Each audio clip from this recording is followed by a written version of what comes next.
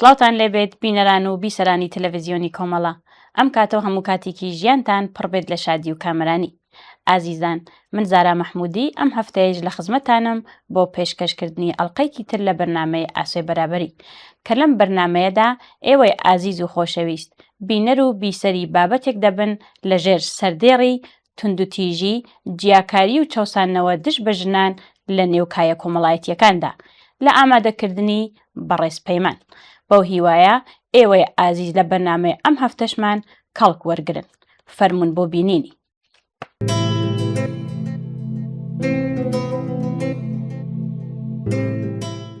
توندوتیژی، جیاکاری و چەوسانەوە دژ بە ژنان لە نێو کایە کۆمەڵایەتیەکاندا لە نووسینی بەڕێزپەیمان.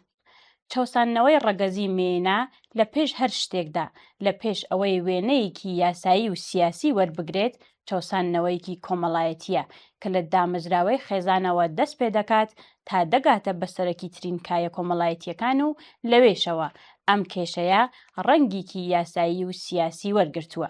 هەڵە نییە هۆکاری بنەڕەتی جیاکاری و چەوسانەوەی ژن لە کایەکانی تردا گرێ بدەینەوە بە کایە کۆمەڵایەتیەکەوە کە ژنی وەک مەخلووق و کائینێکی کەمتر لە پیاو سیر کردووە و ناچاری کردووە نوچ بدات لە بەردەم ویستی ڕەگەزی نێرینەدا کە ویسکە بۆ چەوسانەوە و کۆنتڕۆڵکردنی ژنان. تۆ سیر بکە هەر لە سەرەتای لەدایکبوونی منداڵێکی کچەوە ئەو جیاوازە ڕەگەزیە دەست پێ دەکات، لەوێ پێشوازیکردنی کۆمەڵ و خێزان لا لەدایکبوونی کچێک زۆر سارد و سڕترە لا لەدایکبوونی منداڵێکی کوڕ، بەڵکو زۆر جار هەر مایە پێشوازیکردن و خۆشحاڵیش نییە. دوای ئەوەش لە پرۆسەی ناولێنانی هەر یەک لە کچ و کوڕدا بەر حاڵەتێکی لەم چەشنە دەکەوین. ئەمیش ئەوەیە کە ناوی کچان دەنێن ناسک، تریفە، خونچە، پەپولە و ناوەکانی لەم شێوەیە. لە بەرامبەریشدا ناوی کوڕان دەنێن پۆڵا، تۆڵا، سەرباز، بەهێز، سەرچەڵ، سەرکش و هتد. خۆی لە خۆیدا ئەم ناولێنانە هەنگاوێکی سەرەتایی و گرنگی دەروونناسی، شێوازی بیرکردنەوە و سیستەمی پیاوسالاریە بۆ جیاکردنەوەی دوو ڕەگەزەکە لە یەکتر. ڕەگەزێکیان کەمێنەیە ناسکتر و لاوازتر و سۆزدارترە لە ڕەگەزەکەی تر کە نێرینەیە. بەم پێیەش هەر یەکیان دەبێت هەڵگری ناو نازناوێک بن لەگەڵ سروشت تایبەتمەندیەکانی کارکردنی جەستە و ژیانناسی هاوتەری بێت. لە ڕوانگەی عەقڵیەتی باوکسالاریشەوە جیاوازیە فیسیۆلۆژی و بایۆلۆژیەکانی ئافرەت مایە نەکبەتیە و فاکتۆرێکیشە بۆ ژێردەستەکردن و ڕەوایی بەخشین بە ملکەشپێکردنی ڕەگەزی مێینە. ئەمە تەنیا دەتوانێت ئەوەمان بیرخاتەوە چۆن ڕەگەزی سپی پێست شەریعەت دەدا بەخۆی کە بە بیانووی جیاوازی ڕەنگی پێستەوە ڕەچاوکردنی پاکی و کەسانی ڕەشپێست بکات. هەمیشە ڕەگەزی ئینگلیزەکان و ئەمریکیەکان بەهانەی ڕەگەزی باڵا و شانازیکردن بە چاوی شین و پێستی ناسکی سوورباوی خۆیانەوە ژیانیان لە ئافریقایەکان کردە دۆزەخێکی زەمینی. لە کاتێکدا ئەم حاڵەتە خۆی لە خۆیدا ڕێژەیە بەڵکو بە پێچەوانەوە لە چاویلکەی ڕەشەکانەوە سپی بوون ئەو پەڕی ناشرینی بووە. هەروەک کۆمەڵناسی ناسراوی عێراقی دکتۆر عەلی ئەلوەردی نمونەیەک لەم بارەیەوە دەهێنێتەوە چۆن کۆمەڵ ڕەشپێستێک گاڵتە بە سپی پێستەکان دەکەن چۆن کە زۆریان لە لا ناشرین بوون. خۆشەویستانی بینەر ناوبڕێک وەردەگرین و دەینەوە لاتەن.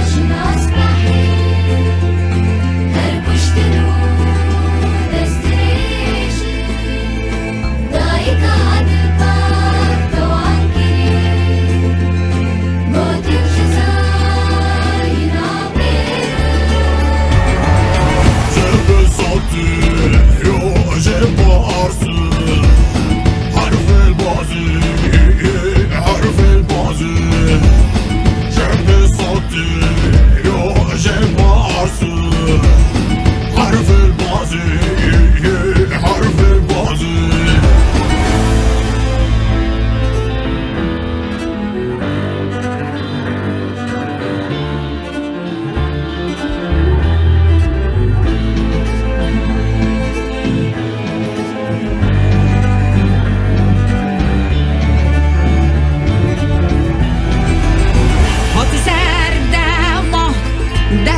Zike bărci ciuda materu taji sabu trsru tu tazi dena pine da gadiga bezi hano seno azek dan barfro tenel bezi والشياش نصبحي هر كشتنو دستريشي ضايق عدل بار توانكري قوتن جزاينا بيرا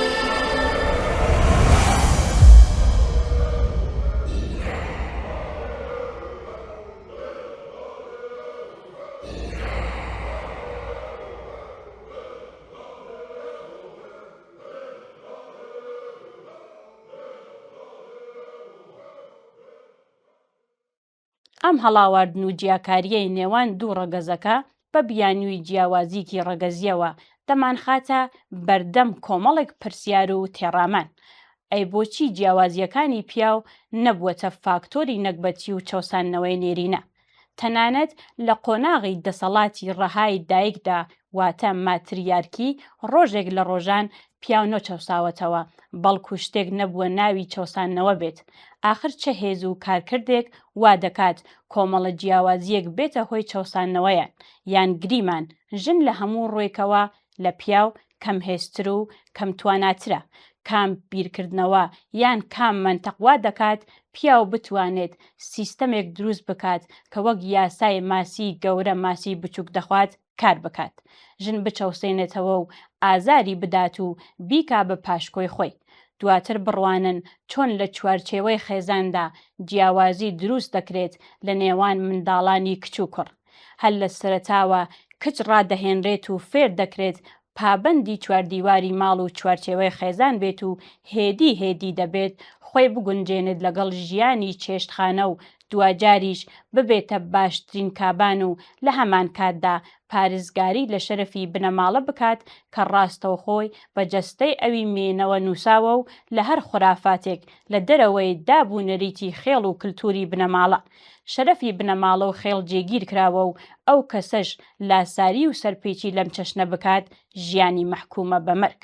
چونکە لە دیدی پیاوسالاری و خێڵگەراییدا بەهای شەرەف لەسەرەوەی هەموو بەهاکانی ترەوەیە تەنانەت لەسەرەوەی ژیانی مرۆڤیشەوەیە. لە بەرامبەریشتا کوڕ بزێوە و بەشداری چالاکی وەبەرهێنان دەکات و ئەکتیڤانە ڕۆڵ لە ژیانی ئابووریدا دەگێڕێ و دەبێت هەر لە سەرەتاوە وێنەیەکی بچووک کراوە و فتوکۆپی کراوی باوکی خۆی بێت و جێگەی باوک بگرێتەوە.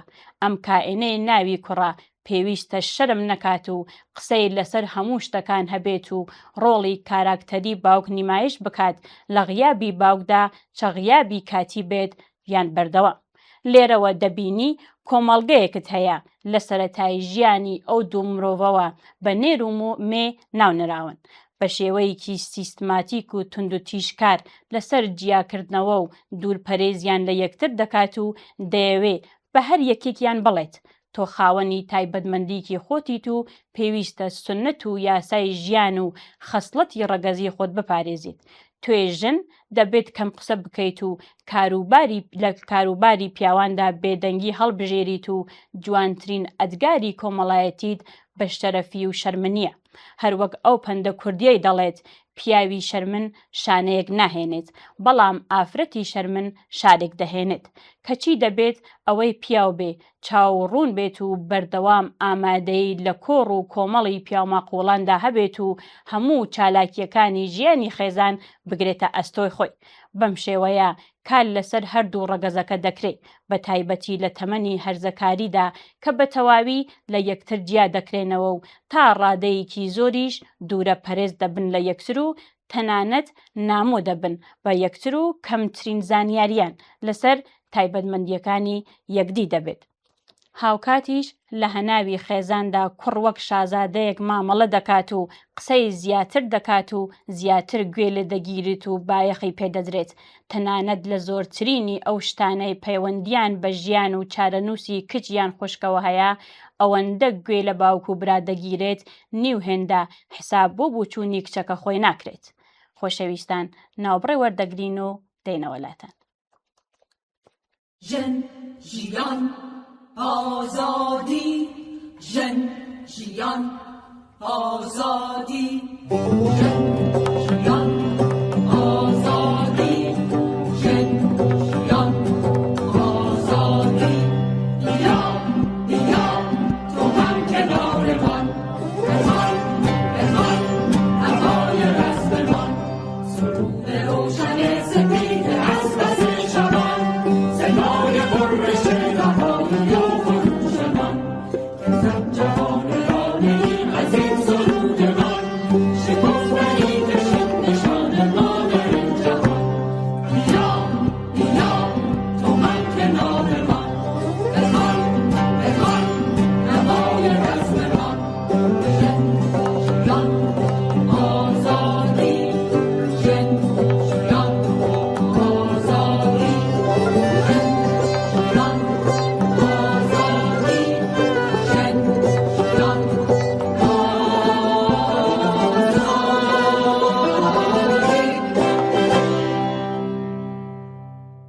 ناموسپەرستی کە ڕەگەزێکی کوشەندەی کولتوری بەشێک لە کۆمەڵگای کوردەواریە، یەکێکە لەو نەریتە قیزەونانەی چرور و کوشتنی ژنانی کردووەتە کردەیەکی ئاسایی بگرە پڕشانازی و بەختەوەری.